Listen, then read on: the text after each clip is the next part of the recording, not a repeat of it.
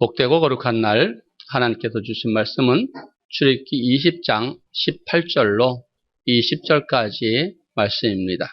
같이 합독하시겠습니다. 시작. 뭇 백성이 우레와 번개와 나팔 소리와 산의 연기를 본지라 그들이 볼 때에 떨며 멀리 서서 모세에게 이르되 당신이 우리에게 말씀하소서 우리가 들으리이다. 하나님이 우리에게 말씀하시지 말게 하소서 우리가 죽을까 하나이다. 모세가 백성에게 이르되 두려워 말라. 하나님이 강림하심은 너희를 시험하고 너희를 경외하여 범죄치 않게 하려 하심이니라. 아멘. 오늘은 우리를 시험하시는 하나님이라는 제목으로 세 번째 시간을 갖습니다. 하나님께서 이스라엘 백성을 택하신 목적, 또한 우리를 택하신 목적은 동일하게 하나님을 섬기게 하기 위함이라고 말씀하십니다. 그래서 하나님을 어떻게 섬기느냐? 하나님께서 우리에게 언약을 주셨다는 말씀이죠. 하나님께서 그냥 어떻게 마음대로 우리 생각대로 섬기게 하는 것이 아니라 하나님께서는 하나님 섬기는 방법을 반드시 우리에게 알려주시는 언약을 주셨다는 말입니다. 그래서 오늘 하는 말씀같이 시험을 하신다고 말씀하셨어요. 우리를 시험하신다. 뭘로 시험하시느냐? 하나님 말씀을 지키는지 아니 지키는지 알려고 하신다는 말씀입니다. 오늘 말씀을 통해서 하나님께서는 우리를 시험하시는데 무엇으로 어떻게 시험하시는지 우리는 잘 알아서 그 시험에 합격해서 항상 승리하는 저와 여러분 되기를 소원합니다. 여러분, 하나님께서 우리에게 언약을 맺으셨는데 언약을 맺는 것을 반드시 그 음성으로 알려주셨고 이스라엘 백성들은 두렵고 떨리는 마음으로 그 음성을 들었다고 말씀하고 있습니다. 불같은 두려운 마음으로 그 말씀을 주신 것은 반드시 하나님께서 시험하시기 위해서라는 것이죠. 반드시 하나님께 시험하시면 두렵고 떨림으로 주셨는데 하나님께서 경외하고 또 하나님께서 경외함으로 범죄치 않게 하기 위해서, 경외한다는 것은 하나님 말씀에 순종하는 것이고 범죄치 않게 한다는 것은 하나님 앞에 죄를 짓지 말라는 것과 같습니다. 하나님께서 우리를 시험하시는데 항상 그 말씀을 지키는지 아니 지키는지 우리를 시험하신다고 말씀하고 있습니다. 성경에 솔로몬이라는 사람이 나옵니다. 솔로몬은 이스라엘 왕이었는데요. 하나님께서도 전에도 없었고 후에도 없을 하나님께서 지혜와 명철을 주셨고 부귀와 영광을 주셨습니다. 그 약속하신 대로 하나님께서는 그 모든 걸 주셨는데도 그는 두렵고 떨리는 마음으로 하나님을 경외하고 하나님의 명령을 지켰다고 말씀하고 있습니다. 전도서 12장 13절의 말씀을 우리 같이 한번 보시겠습니다. 이래 결국을 다 들었으니 하나님을 경외하고 그 명령을 지킬지어다. 이것이 사람의 본분이니라. 아멘. 사람의 본분이 무엇이라고 말합니까? 하나님을 경외하고 그 명령을 지키는 것이라고 말합니다. 그것이 곧 하나님께서 우리를 창조하신 목적이요 구원의 목적이라고 말하고 있지요. 그럼 우리가 어떻게 하나님을 경외하고 그 명령을 지키는 것인지 우리는 알아야 되겠지요. 결론부터 말씀드리자면은 하나님을 경외하는 법이 곧 십계명이라고 우리에게 말씀하고 있지요. 이미 우리가 잘 아는 것처럼 출애굽기 20장은 하나님께서 출애굽한 이스라엘 백성들에게 시내산에서 언약의 말씀을 선포하시고 십계명을 우리에게 주신 것을 알고 있습니다. 먼저 우리가 하나님의 말씀 출애굽기 20장 1절과 2절의 말씀을 보시겠습니다. 하나님이 이 모든 말씀으로 일러 가라사대 나는 너를 애굽 땅 종되었던 집에서 인도해낸 너희 하나님 여호와로라. 아멘. 하나님께서 애굽에 있던 출애굽한 이스라엘 백성들, 우리로 말하면 세상에서 구원한 우리들에게 말씀하고 계시지요. 그래서 하나님께서는 반드시 세상에서 우리를 구원해내셨다. 애굽에서 이스라엘 백성들을 인도하여 내셨다고 말씀하신 후에 너는 나 외에 다른 신들을 내게 있게 말지라는 말씀으로 시작해서 우리에게 또한 그들에게 십계명을 알려주시는 것입니다. 출애굽기 20장 5절과 6절의 말씀을 우리 한번 같이 보시겠습니다. 그것들에게 절하지 말며 그것들을 섬기지 말라. 나 여호와는 너희 하나님은 질투하는 하나님인즉 나를 미워하는 자의 죄를 갚되 아비로부터 아들에게 3, 4대까지 이르게 하거니와 나를 사랑하고 내 계명을 지키는 자에게는 1000대까지 은혜를 베푸느니라. 아멘. 오늘 말씀과 같이 하나님을 사랑하고 그 계명을 지키는 자들에게는 1000대까지 은혜를 베풀어 주시지만 나를 미워하며 내 계명을 지키지 않는 자들에게는 3, 4대까지 하나님께서 저주를 주신다고 말씀하시는 볼 수 있습니다. 이는 하나님께서는 우리를 구원하신 것은 무한한 사랑으로 우리를 구원하시고 그 말씀을 두렵고 떨림으로 경외하며 말씀에 순종하면은 하나님께서 1000대까지 은혜를 베푼다고 말씀하시는 질투하시는 하나님이라는 것입니다. 하나님은 우리의 사랑이지만 말씀에 대해서는 질투하신다는 거예요. 질투하신다는 것이 무엇이냐면 나 외에 다른 것을 사랑하면은 질투하시는 하나님으로 나타나서 3, 4대까지 우리를 멸망하시겠다는 말씀이십니다. 우리가 하나님을 고백한 다음 반드시 교회에 나오게 되어 있지요. 나오면 교회에서 이 강단에서 하나님 말씀이 이러하다고 선포가 됩니다. 그럼 그 선포되는 말씀을 하나님 말씀으로 믿고 반드시 순종해야 된다는 말씀이지요. 자, 출애굽기 20장 8절로 10절의 말씀입니다. 안식일을 기억하여 거룩히 지키라. 엿새 동안은 힘써 내 모든 일을 할 것이나 제7일은 너희 하나님 여호와의 안식일인즉 너나 내 아들이나 내 딸이나 내 남종이나 내 여종이나 내 육축이나 내 문 안에 유하는 객이라도 아무 일도 하지 말라. 아멘. 8절의 말씀을 보면은 안식일을 기억하여 거룩히 지키라고 우리에게 말씀하십니다. 이는 하나님께서 엿새 동안 우주 만물을 창조하시고 제7일 날 안식하셨으므로 너희도 그 안식일을 거룩하고 복되게 지내라고 말씀하심을 볼 수 있습니다. 계속해서 10계명 출애굽기 20장에서 1절로 17절까지는 우리에게 10계명을 말씀하시는데 3절부터 11절까지는 하나님께서 1계명에서 4계명까지 하나님과의 관계되는 말씀을 주셨고 12절부터 17절까지 기록된 말씀은 5계명에서 10계명의 말씀인데 사람과의 관계에서 하나님께서 우리에게 주신 계명입니다. 이 계명들은 우리가 지키려고 마음만 먹으면 충분히 지킬 수 있는 것들이며 또한 평소에 저와 여러분이 지키고 있는 말씀이라는 것입니다. 근데 많은 사람들이 이 계명을 지킬 수 없다, 지키기 어렵다고 생각하고 있다는 것입니다. 하지만 한번 생각해 보십시오. 우리가 예수님 믿는 사람이라면 안식일, 주일을 지키기가 어렵습니까? 아니면 쉽습니까? 오히려 예수님 믿는 사람들은 안식일 지키는 것, 주일 지키는 것이 더 쉽습니다. 예수님을 믿는 사람이면 안식일 지키는 것은 당연히 여기고 지킨다는 말씀입니다. 그리고 부모를 공경하라는 것이 어렵습니까? 아니면 부모를 멸시하는 것이 쉽습니까? 부모를 공경하는 것은 세상 믿지 않는 사람들도 부모를 공경하라고 애쓰고 잘하려고 애쓰는 것을 볼 수 있습니다. 또한 살인하지 말라, 간음하지 말라, 도둑질하지 말라, 내 이웃의 것을 탐내지 말라는 그 모든 말씀에 우리는 다 지킬 수 있고 또한 지키고 있다는 것이지요. 그런데 우리 입으로 그것을 지킬 수 없다, 너무 힘들다, 너무 어렵다 생각하고 있다는 것입니다. 세상 사람들은 양심의 법으로도 다 지키고 있는 것인데 오히려 예수님 믿는 사람들이 그것이 어렵다고 지키지 않고 있는 것을 볼 수 있습니다.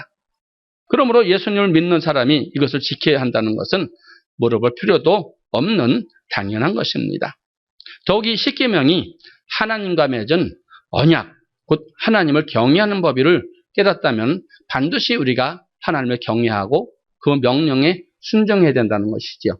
왜 순종해야 되느냐? 그 말씀으로, 그 언약으로 우리를 시험하시기 때문에 그렇습니다.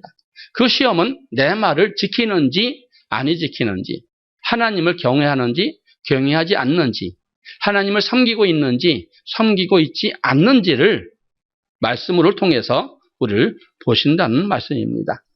그래서 신명기 30장 10절에서는 이 충분히 지킬 수 있는 말씀이니 너희는 지키라고 말씀하심을 볼 수 있습니다. 신명기 30장 10절로 14절까지의 말씀입니다. 내가 오늘날 내게 명한 이 명령은 내게 어려운 것도 아니요 먼 것도 아니라 하늘에 있는 것이 아니니 내가 이르기를 누가 우리를 위하여 하늘에 올라가서 그 명령을 우리에게로 가지고 와서 우리에게 들려 행하게 할 것이 아니요 이것이 바다 밖에 있는 것이 아니니 내가 이르기를 누가 우리를 위하여 바다를 건너가서 그 명령을 우리에게로 가지고 와서 우리에게 들려 행하게 할 것도 아니라 오직 그 말씀이 내게 심히 가까워서 내 입에 있으며 내 마음에 있은즉 내가 이를 행할 수 있느니라. 아멘. 하나님께서는 반드시 이 행할 수 있는 법을 우리에게 주신 것이지 행할 수 없는 법을 주시지 않는다 이 말이. 그럼 하나님이 이상한 분이에요. 지킬 수 없는 법을 주시고 넌 지키라 하면서 지키지 못할 때 우리에게 고통을 준다면 그 하나님은 이상한 하나님이시다 이 말이. 반드시 하나님께서는 지킬 수 있는 행할 수 있는 법을 주시고 너희는 이렇게 행하면 내가 천대까지 너희에게 은혜를 베풀어 주신다고 말씀하심을 볼 수 있습니다. 이 말씀이 곧 십계명입니다. 다른 말로 뭐라고 표현하는지 모세는 시내산에서 받은 율법을 모압평지에서 출애굽 1세대와 2세대에게 다시 한번 선포를 합니다. 그것을 기록한 것이 신명기 말씀이죠. 그 신명기 4장 8절의 말씀을 보면은 하나님께서 우리에게 언약을 경외하는 법이라고 말씀하셨고 율례라고 말씀하셨고 법도라고 말씀하십니다. 신명기 4장 10절에서도 다시 한번 말씀하고 있어요. 우리 한번 보실까요? 신명기 4장 10절의 말씀에서 십계명을 우리에게 어떻게 말씀하시는 그 의미를 알 수 있습니다.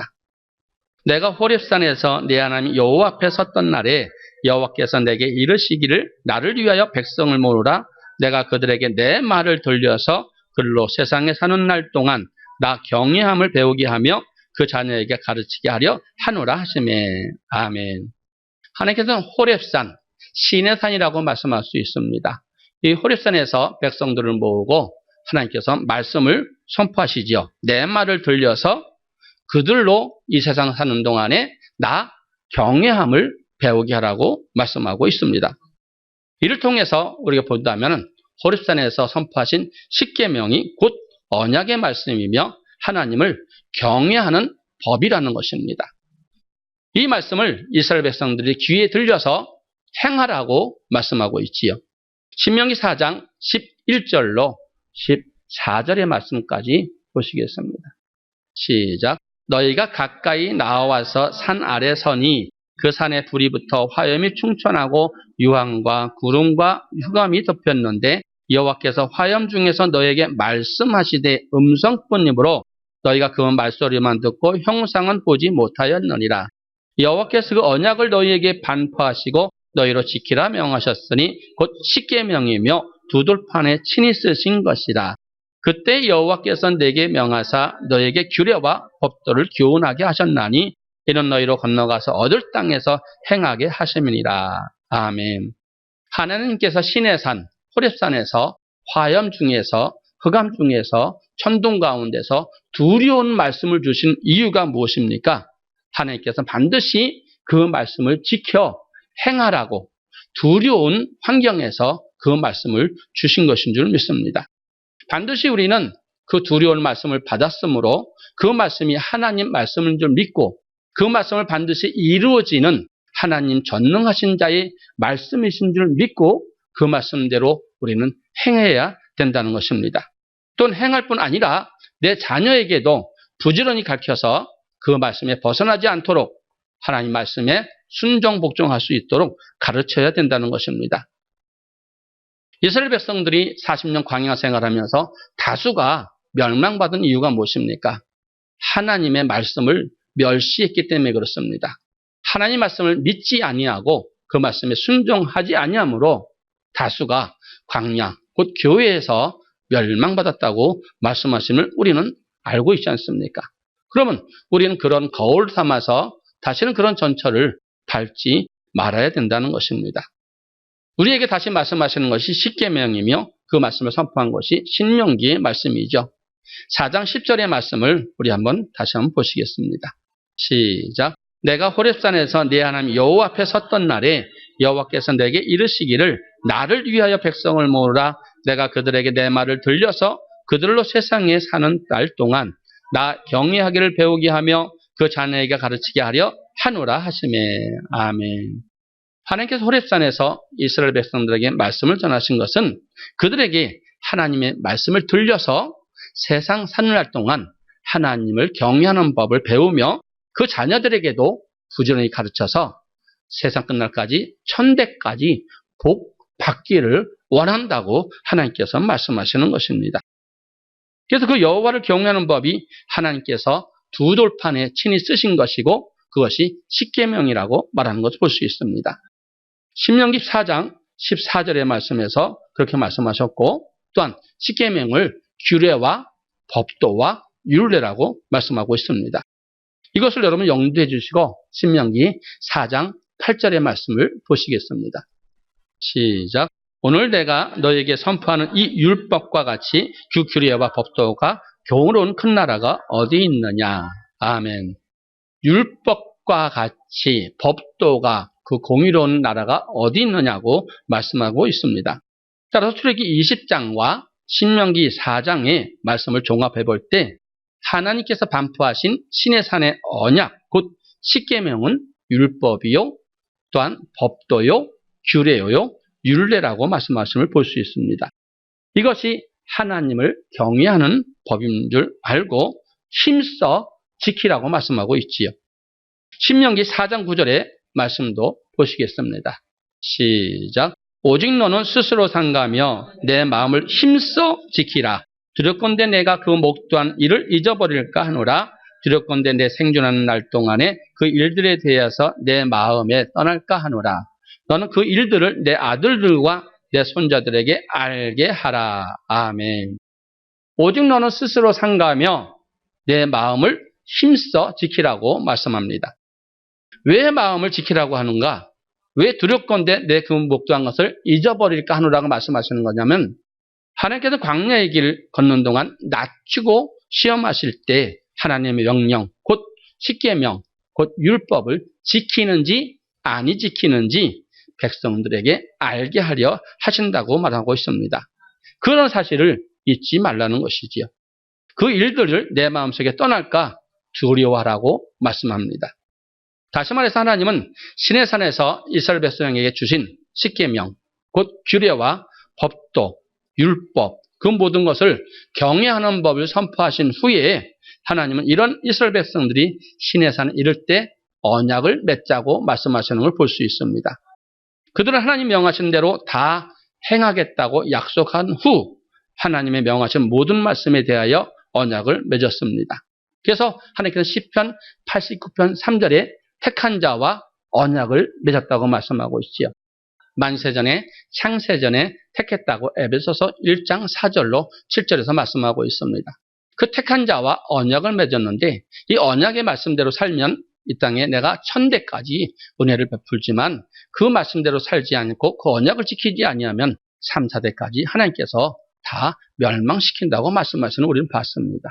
그럼 우리는 언약이 무엇인지 알아야 되는데 언약이 곧 십계명이라고 말씀하시며 그 십계명이 율법이요, 규례요, 법도라고 우리에게 말씀하심을 볼 수 있었습니다.